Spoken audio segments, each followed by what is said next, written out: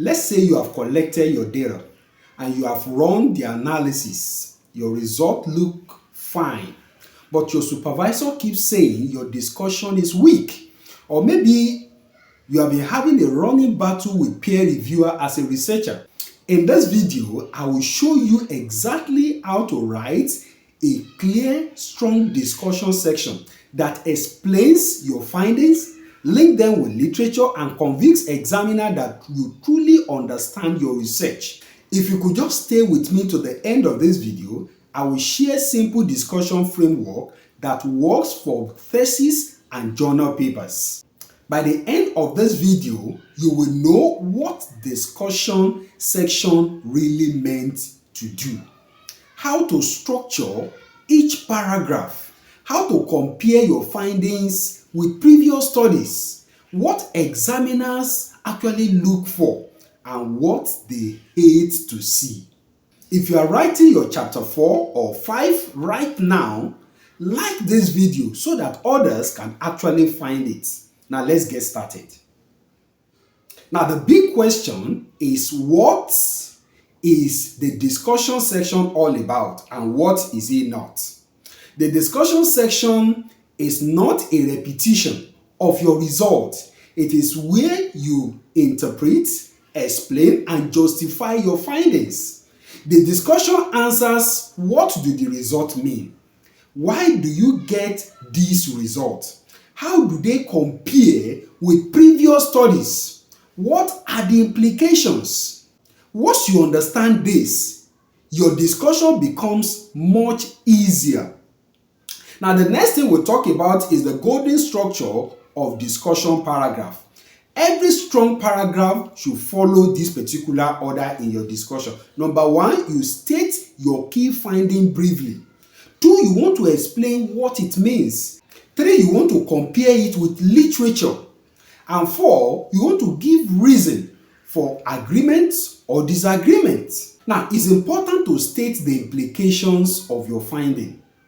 Think of your discussion section as a guided conversation with the reader. If you have been writing long paragraph without structure, this step alone will transform your work. Now let's talk about, how do you discuss your major finding as a researcher? You need to start with your most important result, not everything. For example, this study found that malaria incidence was highest during the rainy season. Then you want to explain why. And then you want to link this to existing theory. And then you want to cite similar or contrasting study. Now, there are a couple of things you need to avoid. Number 1, listing statistics again, introducing new results, or emotional or personal language. Now, let's talk about the literature comparison, the part many students often fear. You must show how your findings fit into existing knowledge. And there are 3 possibilities here. Number 1, your findings may agree with previous studies. There could also be a partial agreement. There could also be contradiction. But contradiction isn't a problem. It is poor explanation. Always explain why your study conflicts with the existing one. It could be the problem of study location, sample size, the method you use, or it could even be time difference. Comment lit if literature comparison confuses you. Now let's talk about, how do you explain unexpected findings. Unexpected findings are normal. What examiners want is logical explanation, scientific reasoning, contextual factors. Never ignore or hide unexpected findings.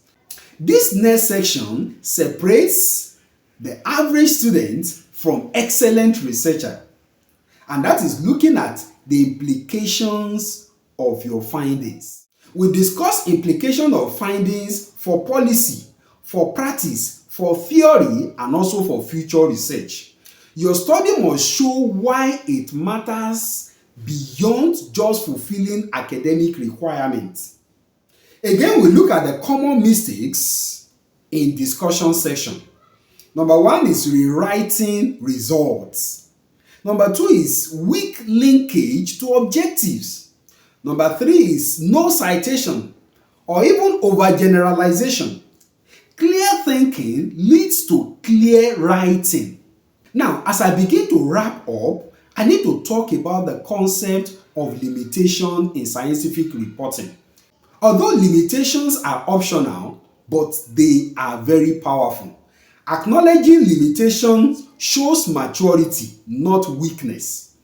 It's important to explain what could not be controlled in your work, why it happened, and how future studies can improve. If you want, I can drop a discussion section paragraph template after this video. Just comment discussion and I will share them with you. If this video has actually helped you to clarify discussion section, you want to like it, share this video, subscribe for more content on academic writing, statistics, and discussion method. Tell me in the comment section which part of discussion you actually struggle with the most. And you can explore my channel to see more insightful video that will actually help you in your research endeavor. I will see you in my next video.